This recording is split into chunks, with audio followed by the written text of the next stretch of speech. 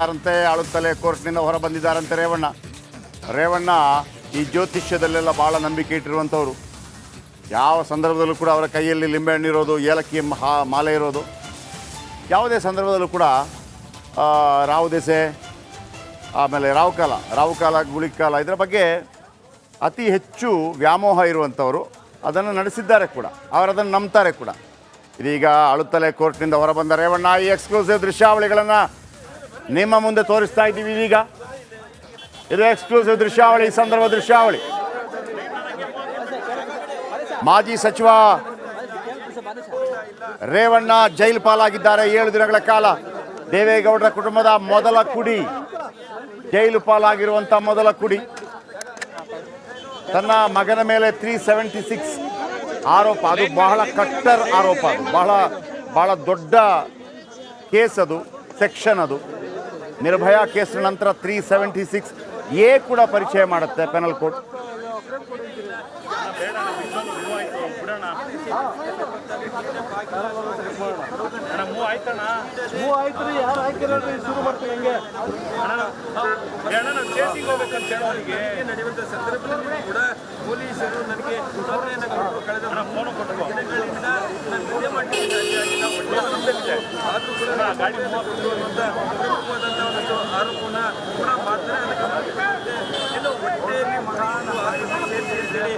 ನೇರ ದೃಶ್ಯಾವಳಿಗಳು.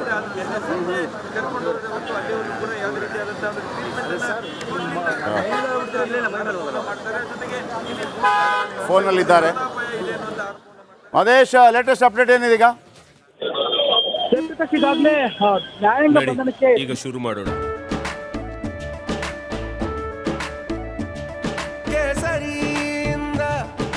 ಮನೋಲ್ಲಾಸ ಮನಸ್ಸು ಮತ್ತೇರಿ ಕುಣಿದಾಡಿದೆ ನೋಡು, ಮನಸ್ಸು ಮತ್ತೇರಿ ಕುಣಿದಾಡಿದೆ ನೋಡು.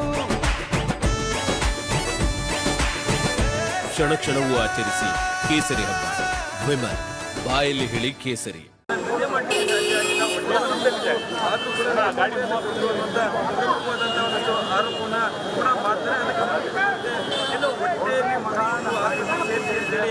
ನೇರ ದೃಶ್ಯಾವಳಿಗಳು.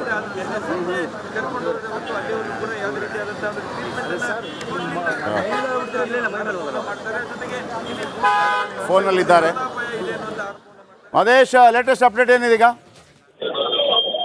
ಈಗಾಗಲೇ ನ್ಯಾಯಾಂಗ ಬಂಧನಕ್ಕೆ ಎಚ್ ಡಿ ರೇವಣ್ಣ ಅವರನ್ನ ಒಪ್ಪಿಸುವಂತ ಕೆಲಸವನ್ನ ಮಾಡಲಾಗಿದೆ.